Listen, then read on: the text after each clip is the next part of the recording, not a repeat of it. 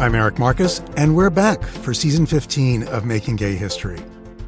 Starting June 18th, we're dipping into the archives, my own Making Gay History archive, and a few others, to bring you the voices of 7 history makers, each of them unforgettable and radically courageous in their own way, all of them instrumental in moving the dial toward greater LGBTQ acceptance.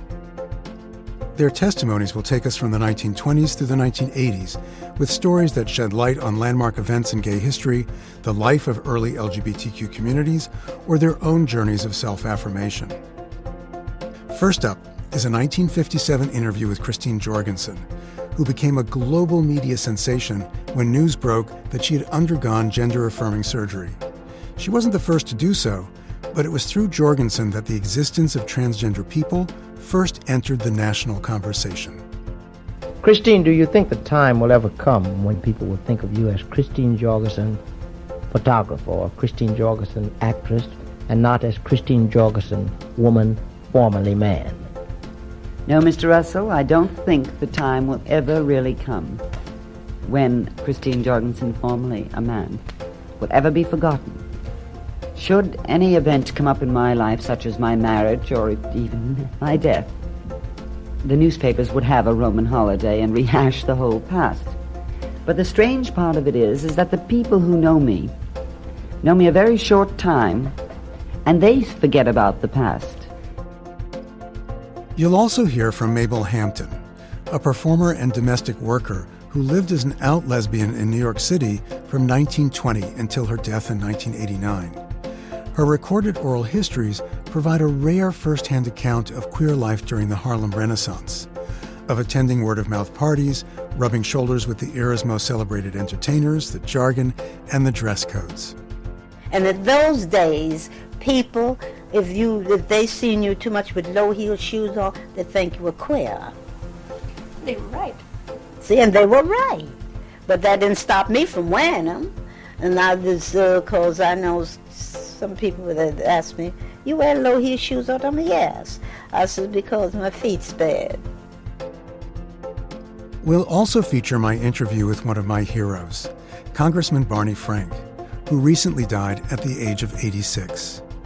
Frank was the first member of the U.S. Congress to voluntarily acknowledge he was gay, a watershed moment after years of private agonizing, followed by increasingly hard-to-miss steps out of the closet. I would not make a public announcement of being gay, but I would do anything else. So I began to tell other members.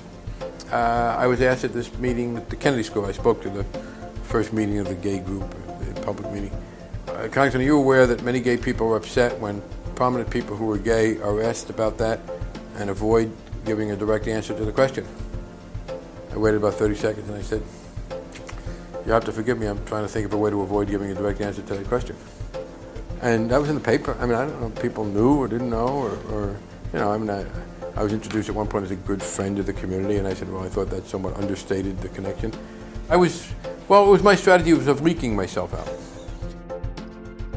And you'll hear a 1988 interview with Sullivan, a gay trans man whose sexual orientation challenged the assumption that transgender people transition with the goal of leading straight lives.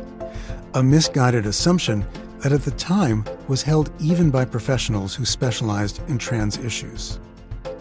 I came to see you, Dr. Pauly, because I understood that you are the reigning expert on the female-to-male transsexual. And I also understood that you had not met or heard of a female-to-male transsexual who identified as a gay man, and that's exactly what I am. And I felt that it was important to make this videotape because I've recently been diagnosed with AIDS and don't expect to be around long, and I want my story preserved. I look forward to sharing these new episodes with you. If you want to be sure to hear them as soon as we release them, subscribe to Making Gay History wherever you get your podcasts. I'm Eric Marcus. So long, and until next time.